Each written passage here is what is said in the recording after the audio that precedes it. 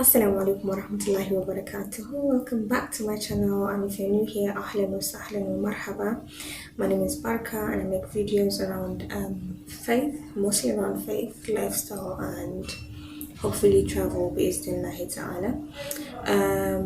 So yeah, don't forget to use the subscribe button so you can get notified whenever I post a video, inshallah.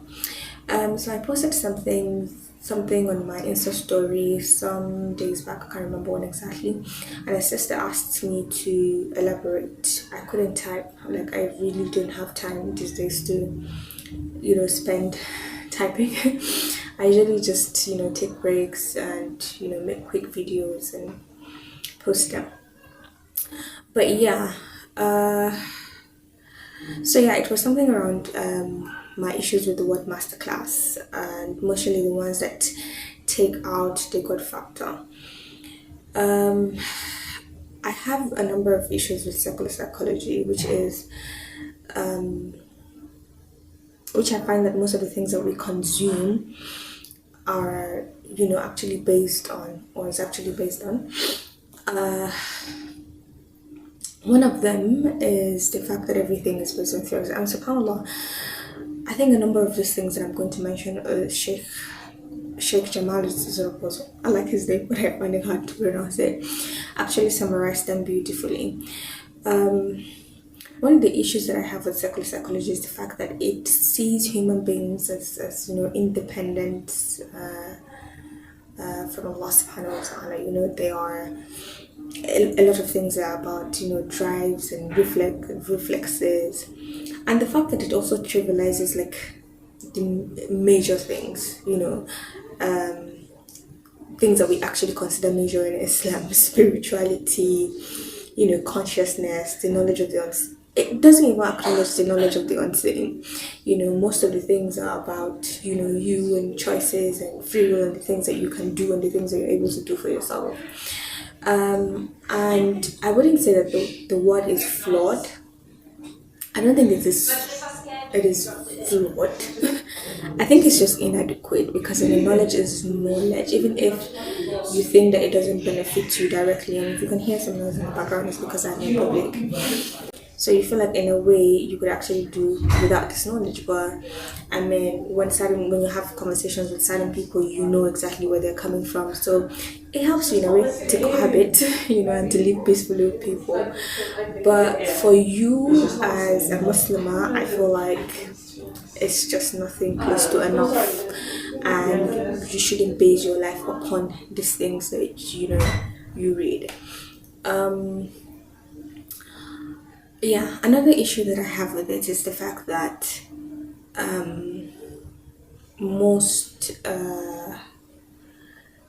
majority of the things are actually based upon theories by this, theories by Fred, theories by Jung, theories by so many theories, and based off these theories, hypotheses are created, and there's research upon research.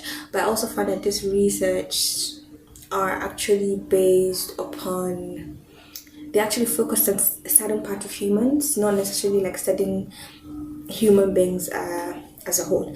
But what really concerns me is how like majority of the things that are important to us as Muslims are very trivialized. And the reason why I had issues with the masterclass that takes out the God factor is the fact that, again,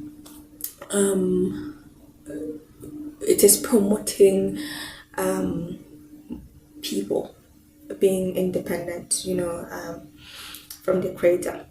No matter what you do, no matter the effort that you put in, you can't do things without Allah subhanahu wa ta'ala. You can't do things without his mercy, without his barakah as well. So, and then when things also like go the other way, it's not necessarily because you didn't do it right, or because you didn't put so much effort or whatnot. It's just, okay, Allah subhanahu wa ta'ala has not willed it for you. And these are the things that we don't get to hear, you don't get to read in these books or in these things that we actually consume. So yeah, I feel like again, I'm not saying that it is not important. I feel like the fact that these things actually exist is because Allah subhanahu wa ta'ala wants them to exist. You know, they were actually meant to exist in the first instance. But it's not enough for you. As Muslims, we should base our life on the ultimate knowledge, which is the Quran, you know, and not, you know, these theories that are based on experiments and, you know, behaviors and whatnot. But anywho's, I'm going to be talking a lot about this. I'm going to be like breaking it down. Islam actually acknowledges and promotes choices, and there's a concept of choice and, you know, free will in Islam as well. But you cannot neglect genes, you cannot neglect angels, you cannot neglect, you know, even Allah. Like, it doesn't make sense. You cannot pick theories over the Quran. You know, if you're talking about psychology, is a lot about, you know, the knowledge of the soul. Like it says, you can't take spirituality out of it. You know, you can't take away the spiritual part.